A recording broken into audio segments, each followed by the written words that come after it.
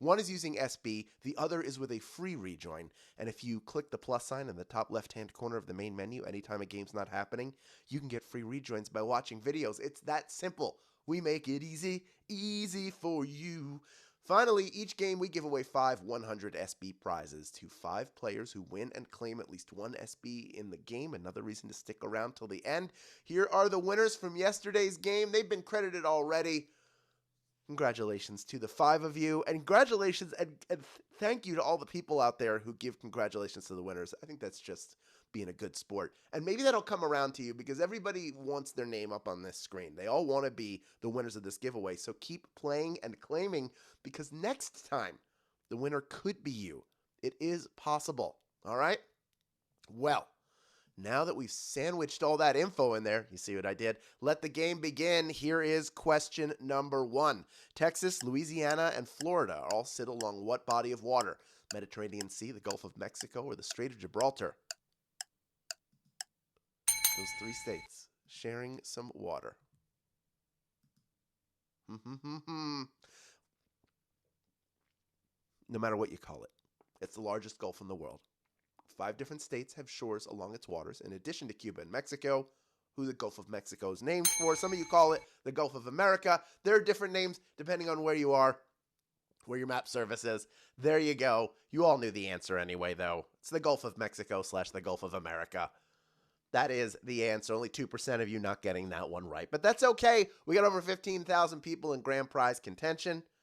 Well done. We got some of our stragglers coming in. Pretty much everybody who was eliminated, I think, was able to rejoin.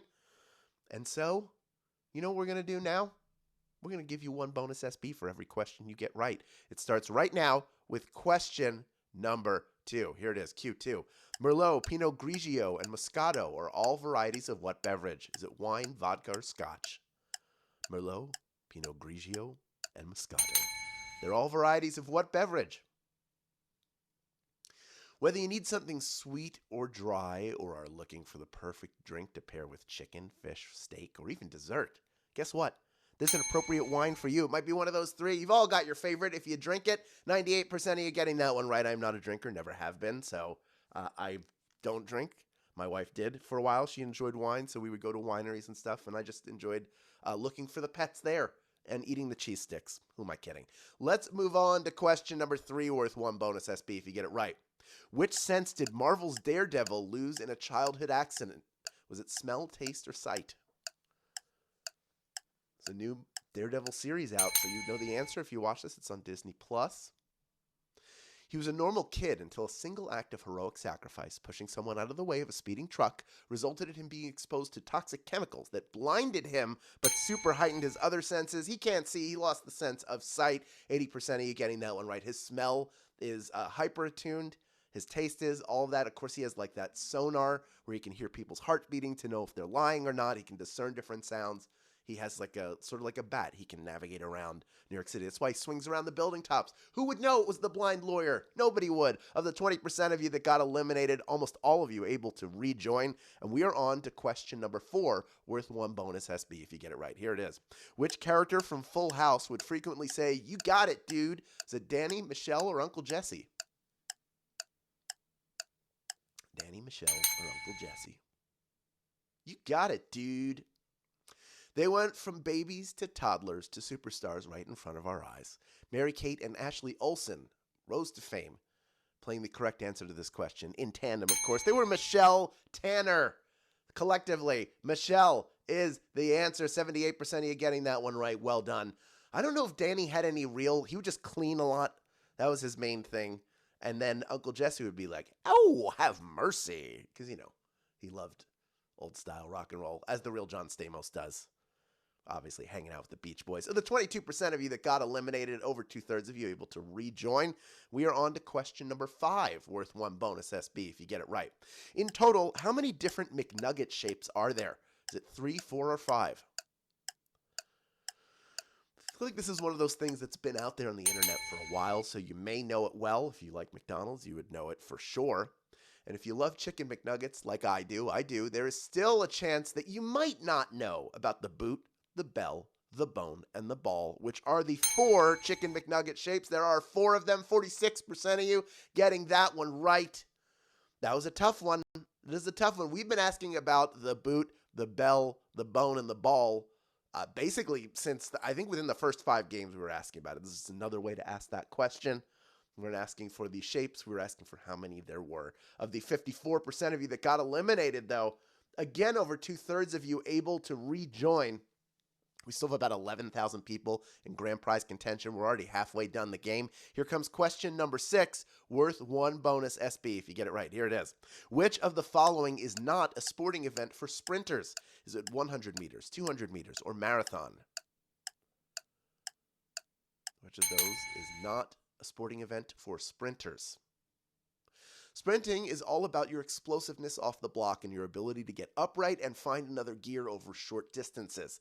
The marathon is 26.2 miles of proper pacing and endurance. They're very different races, of course. You can't sprint.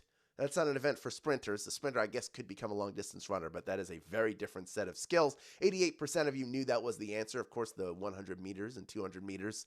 Very big. Sha'Carri, was she able to I think she was able to get Sha'Carri Richardson was able to win both of them. She certainly got gold in one of them, which is pretty impressive.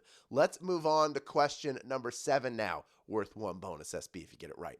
Rapper Drake can be found at courtside rooting on what hometown NBA team? It's the Toronto Raptors, the Seattle Supersonics, or the Dallas Mavericks? Where would you find Drake? Everyone may still be talking about his inclusion in the Super Bowl halftime show, involuntarily, even though he wasn't there. But one place that you can find him is courtside at Raptors games. He loves his Toronto Raptors. That is the answer. 73% of you getting that one right. Well done. This was sort of a gimme if you know the NBA because the Seattle Supersonics no longer exist. They are now the Oklahoma City Thunder. I sure hope if you're from the Seattle area that you get a team soon. You deserve it. And the Dallas Mavericks. Mark Cuban's probably the most famous person you find at those games. But of the 27% of you that got eliminated, we got about a quarter of you back, down to about 8,100 people in grand prize contention. Only 3 questions left to go. This next one worth 1 bonus SB. If you get it right, it's question number 8. On which of these physical objects would you most likely find a quincunx? Is it a diesel engine, a pair of dice, or sofa cushions? Looking for a quincunx. Do you know what that is? People who are into astrology will know what that is, apparently. A quincunx is a geometrical pattern consisting of 5 points arranged in a cross, with 4 points making a square or rectangle with another dot in the middle. And if you think, all right, 4 corners, dots, 1 dot in the middle, that sounds like the 5 on a pair of dice to me. That is the answer. 45% of you getting that one right. Well done. That is where you most commonly find it. Those patterns could be on a sofa cushion, but that's too many buttons. Don't put that many buttons on your sofa cushion because it won't be comfortable to sit on if you're like home making your cushions and you're thinking, oh, I like buttons. Don't overdo it. Believe me. And diesel engine, you're not likely to find those dots arranged a little bit differently. Bagel Boy 615 knew that because of D&D. Well done. See, role-playing games play off. They always do. Let's move on to question number 9, worth 1 bonus SB if you get it right. What is the appropriate and most common response for a couple during their wedding vows? Is it I do, absotutely, or okie dokie artichokey? Appropriate and most common response. You can say whatever you want, I know.